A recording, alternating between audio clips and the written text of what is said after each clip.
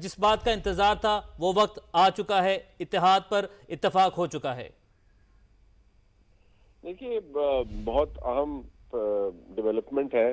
इसमें एक बहुत बड़ा डेडलॉक कहा जाए या एक स्टेलमेट कहा जाए वो मौजूद था, क्योंकि पाकिस्तान पीपल्स पार्टी नहीं चाहती कि किसी तरीके से भी कोई भी ऐसा जिम्मेवारी उस पर डले या जिम्मेदारी उस पर आए जिससे अवाम की नजर में यह आए कि पाकिस्तान पीपल्स पार्टी कोई सख्त फैसले करने के अंदर शराकतदार थी। और पाकिस्तान पीपल्स पार्टी मुस्तकबिल को भी जहन में रखते हुए ऐसी सियासत करना चाहती है कि अगले इंतखाबात तक पाकिस्तान पीपल्स पार्टी इस पोजीशन में हो कि बिलावल भुट्टो जरदारी साहब एक वाज़ेह अक्सरियत के साथ मुल्क के वज़ीर आज़म बन सके। लेकिन इस वक्त जो डिस्पेंसेशन मौजूद है, इस वक्त जो हालात मौजूद है, उसमें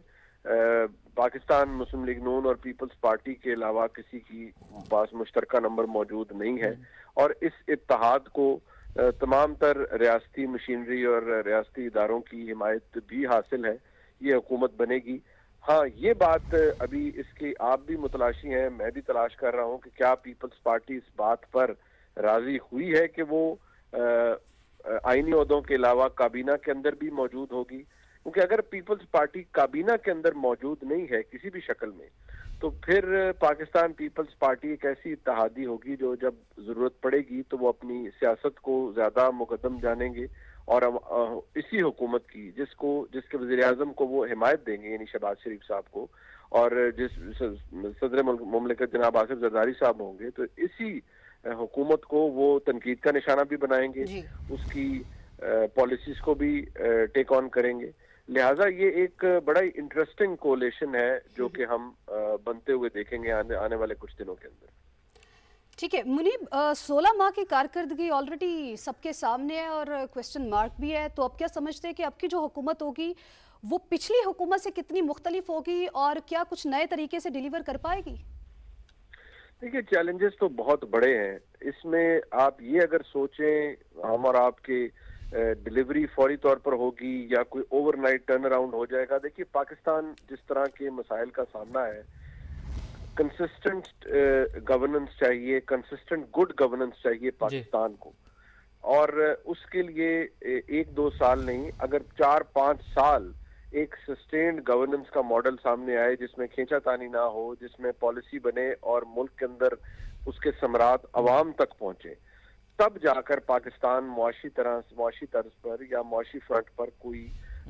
अपना मार्क छोड़ पाएगा या कोई भी हुकूमत अपना मार्क छोड़ पाएगी। फिलहाल तो जो आपको नजर आएगा फौरी तौर पर कि जैसी हुकूमत बनेगी उसे दौड़ना होगा IMF की तरफ। पाकिस्तान ने इस साल एक खतीर रकम $बिलियन की सूरत में वापस करनी है कर्जों की मद में। लिहाजा पाकिस्तान को अपने लोन्स भी रिशेड्यूल करने हैं और बहुत सारा प्राइवेटाइजेशन का काम है जिसको पाकिस्तान ने करना है। पाकिस्तान की रियासत को अगर बचाना है तो एक्सेस बैगेज जो पाकिस्तान के ऊपर मुसल्लत है उसको ले ऑफ करना है और मुल्क के इदारों को फायदा मंद बनाना है। लिहाजा ऐसी सूरत हाल में इस बात की अहमियत बहुत ज्यादा है कि पाकिस्तान के अंदर जो हुकूमत हो वो डिलीवर करे। लेकिन अगर मैं और आप ये समझें कि ये फौरी तौर पर होगा या आइंदा आने वाले 4-6 महीने के अंदर डिलीवरी शुरू हो जाएगी तो मुश्किल होगा। और जहन में रखिए कि मुआशी इस्तेहकाम तभी आएगा जब खींचातानी नहीं होगी और ये हुकूमत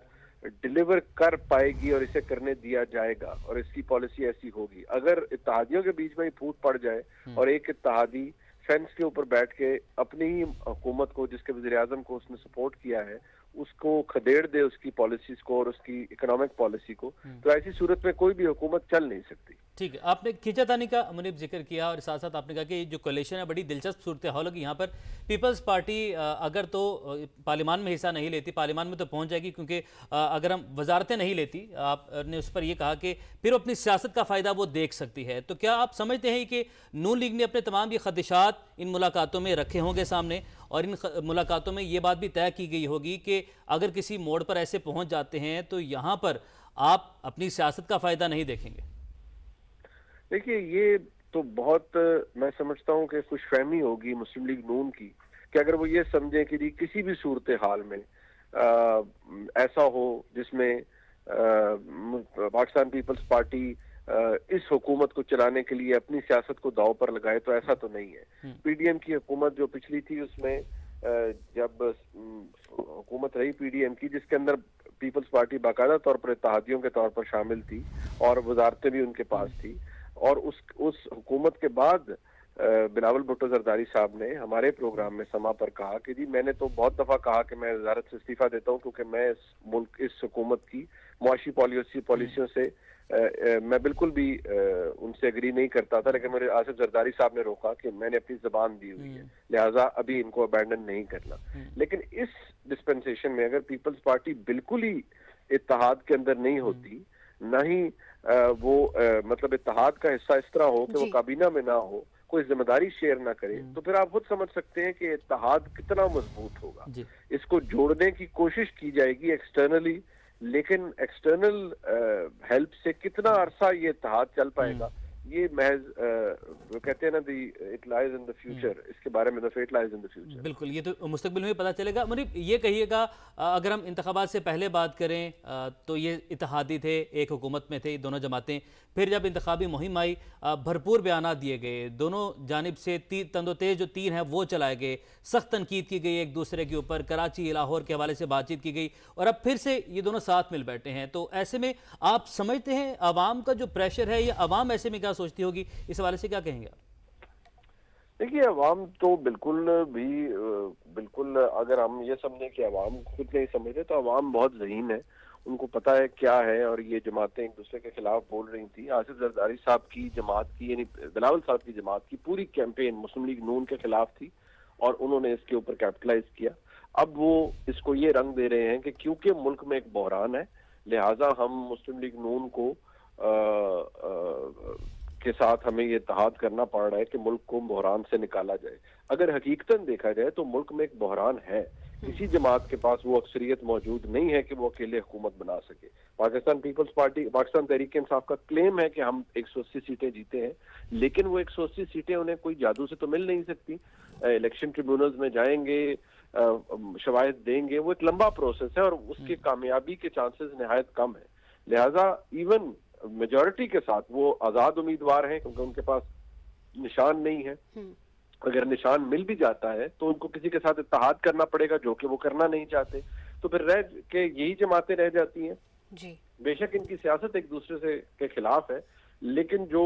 ओवरऑल सेंटिमेंट है वो यही है कि इन जमातों ने हुकूमत बनानी है, और इनको कहा भी गया है कि आप हुकूमत बनाएं और हुकूमत चलाएं।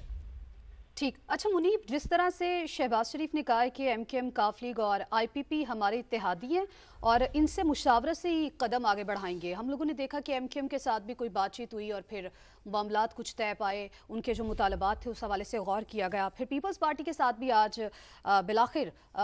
फाइनल हो चुकी हैं सारी चीज़ें। तो मैं ये चाहती हूँ कि आप ज़रा इस पर वाज़े कीजिएगा कि तमाम सियासी जमातें हैं, उनकी इस वक्त पोजीशन क्या है, और जिस तरह से पहले काबीना बनाई गई थी क्या अभी भी वैसी ही काबीना सामने आएगी? देखिए, इसके बारे में अभी हमें एग्जैक्टली नहीं पता कि क्या पीपल्स पार्टी काबीना में आएगी, क्योंकि खबरें तो अब तक जो मुझे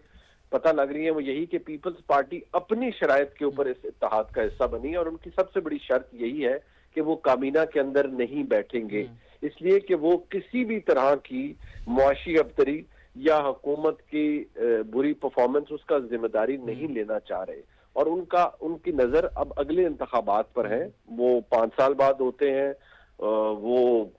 उससे पहले हो जाते हैं, उसकी पॉसिबिलिटी तो रूल आउट नहीं की जा सकती। लिहाजा वो ये समझते हैं कि बेशक हम ठीक है इत्तेहादी के तौर पर चलें, लेकिन तमाम तर जिम्मेदारी अच्छे और बुरे फैसलों की पाकिस्तान मुस्लिम लीग नून पर पड़े, उन पर ना आए। और मेरे ख्याल में वो अपनी सियासत के लिहाज से ही इस पूरे मामले को देख रहे हैं, और वो यही समझते हैं कि पाकिस्तान मुस्लिम लीग नून को मसाइल का शिकार भी वो होगी, तनकीद भी उस पर होगी, लेकिन पाकिस्तान पीपल्स पार्टी उस तनकीद की जद में नहीं आएगी, क्योंकि पाकिस्तान पीपल्स पार्टी कोई ओहदा नहीं लेगी, कोई वजारतों में नहीं वो बैठेगी। हाँ, आईनी ओहदे लेना वो उसका ताल्लुक हुकूमत से नहीं है, गवर्नेंस से नहीं है। आसिफ जरदारी साहब सदर मुमलिकत होंगे तो वो हुकूमत नहीं चलाएंगे, जबकि हुकूमत तो शहबाज शरीफ साहब चलाएंगे। तो इसका मतलब ये है कि हम कह सकते हैं कि पीपल्स पार्टी की जानिब से, आसिफ अली जरदारी की जानिब से एक स्मार्ट मूव खेला गया है। यकीनी तौर पर बहुत स्मार्टली उन्होंने प्ले किया है, और मैं समझता हूँ पाकिस्तान पीपल्स पार्टी जो कि अपनी जगह पर वो कायम रहे। और मैं दोबारा कहूंगा कि बिलावल साहब ने जिस तरह कहा कि जी हम अपनी शराइत पर मुस्लिम लीग नून से इत्तेहाद करेंगे, तो उन्होंने अपनी शराइत पर ही किया है। और वो काबीना के अंदर अगर बैठेंगे तो फिर ये भी जहन में रखिए कि डिपेंड करता है कि वो कौन सी वजारतें लेंगे। पहला तो उनका स्टेज यही है, जो अब तक भी इतला आ रही है कि वो काबीना में नहीं बैठ रहे, लेकिन अगर बैठेंगे तो वो किसी ऐसी वजारत के अंदर नहीं जाएंगे जिसका ताल्लुक डायरेक्ट हुकूमत की कारकर्दगी से होगा, यानी जिसमें फाइनेंस है, जिसमें और मामलात हैं, जिसमें रिस्ट्रक्चरिंग है, प्लानिंग एंड डेवलपमेंट है, जहां पर हुकूमत का असल मेटल टेस्ट होगा। लिहाजा वो जितना दूर रखना इस वक्त लग रहा है कि वो हुकूमती मामलात से और हुकूमत की डेली फंक्शनिंग से खुद को दूर रखना चाहेंगे, ताकि उन पर किसी तरह की भी क्रिटिसिज्म ना आ सके, ना ही वो जिम्मेदारी दें, बल्कि ना सिर्फ पार्लियामान में बल्कि टीवी टॉक शोज के अंदर बैठकर जहां जरूरत पड़ी वो पाकिस्तान मुस्लिम लीग नून की गत भी बनाएंगे, इनको ठीक ठाक क्रिटिसाइज भी करेंगे कि देखिए हम तो इनका साथ दे रहे हैं, ला महला हमें देना पड़ा, लेकिन देखिए ये इनकी मुआशी पॉलिसियां कितनी गलत हैं, देखिए इन्होंने किस तरह से जेपटाइज कर दिया है हर चीज को, देखिए अवाम कितना पिस रहे हैं। तो ये बड़ा आसानी से मैं देख सकता हूँ हैसियत एक सहाफी की आने वाले 1 साल के अंदर ये प्रैक्टिस बड़ी फ्रीक्वेंटली अडॉप्ट की जाएगी पाकिस्तान पीपल्स पार्टी की जानिब। और मुनीब, हम ये कह सकते हैं अगर तो ऐसा फैसला किया जा रहा है तो कहीं ना कहीं जो सूरत हाल मुल्क की बन चुकी है वो इस मुल्क के लिए बेहतर भी है, किसी एक के ऊपर मुकम्मल जिम्मेदारी तो आयद हो। जी बिल्कुल, यकीनी तौर पर जिम्मेदारी आयद हो, लेकिन वो जिम्मेदारी उस पर आयद होनी चाहिए जिसके पास या तो नंबर सबके पास पूरे हो, नंबर्स पूरे नहीं है, लेकिन हुकूमत जब सारे मिलकर बना रहे हैं तो जिम्मेदारी भी फिर सब पर होनी चाहिए। लेकिन पीपल्स पार्टी क्योंकि अगर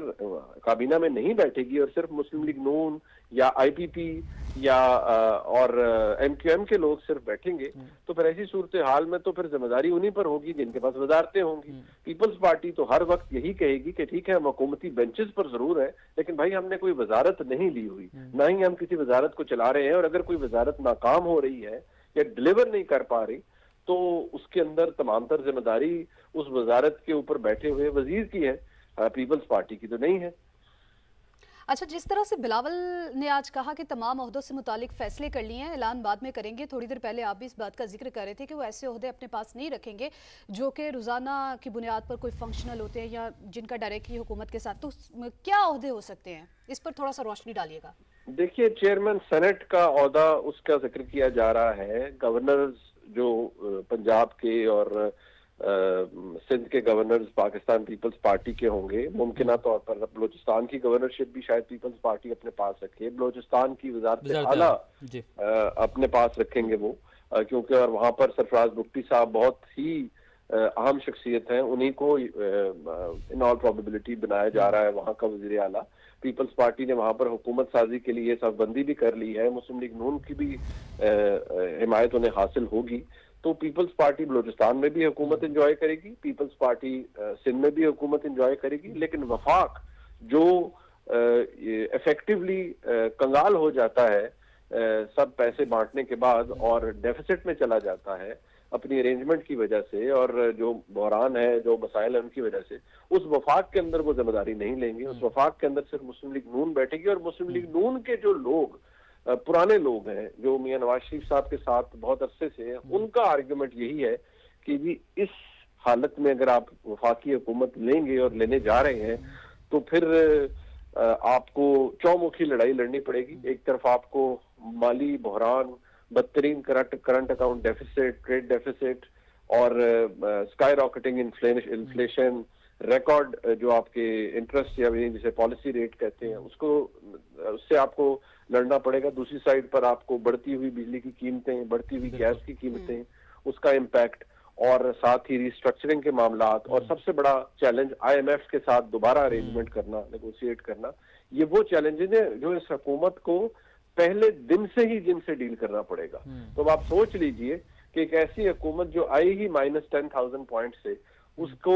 जीरो पर आने के लिए जस्ट टू गो अहेड कितना वक्त लगेगा और कितनी मेहनत करनी पड़ेगी।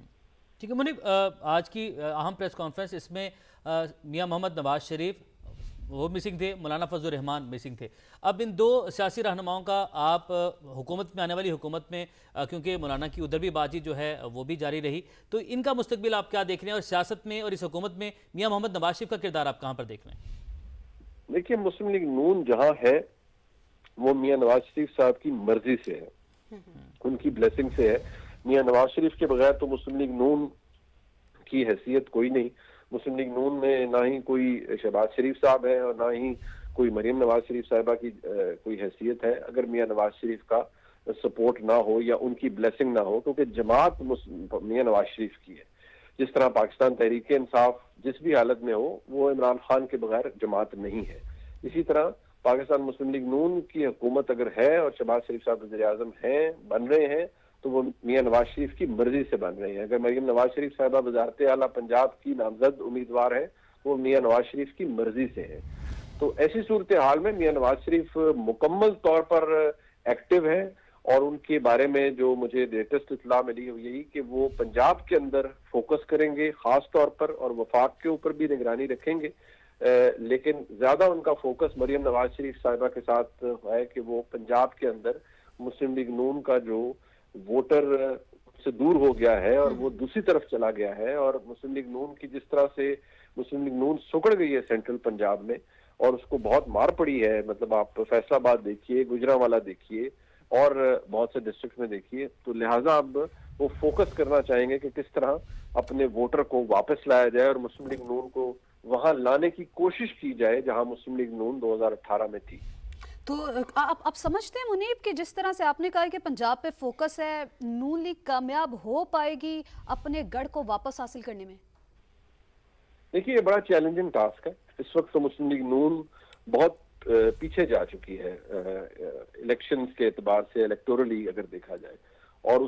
उसकी मैनिफेस्टेशन हमने देखी भी हालिया इंतखाबात के अंदर। और बेशक पंजाब के अंदर वो सबसे बड़ी जमात बनकर पंजाब असेंबली में आए हैं और उनके नंबर ज्यादा हैं, लेकिन इन इंतखाबात के ऊपर बहुत से सवालिया निशान भी मौजूद है। लेकिन कौमी सतह पर अगर देखा जाए तो मुस्लिम लीग नून ने, अगर इवन पंजाब की सतह पर देखा जाए तो बहुत सी कौमी असेंबली की नशिस्तें हारी हैं। उनके बहुत बड़े बड़े जो स्टॉलवर्ड्स थे वो अपनी नशिस्तें हारे हैं। लिहाजा ये एक लम्हा फिक्रिया भी है मुस्लिम लीग नून के लिए, और उनको इस बात का बताया जाता है कि इदराक भी है, और वो समझते हैं कि हम अपनी अच्छी गवर्नेंस से या आवाम को डिलीवर करके हम ये शोहरत या ये मकबूलियत वापस हासिल कर सकते हैं। लेकिन एक डेफिनेटली मुश्किल और चैलेंजिंग टास्क है।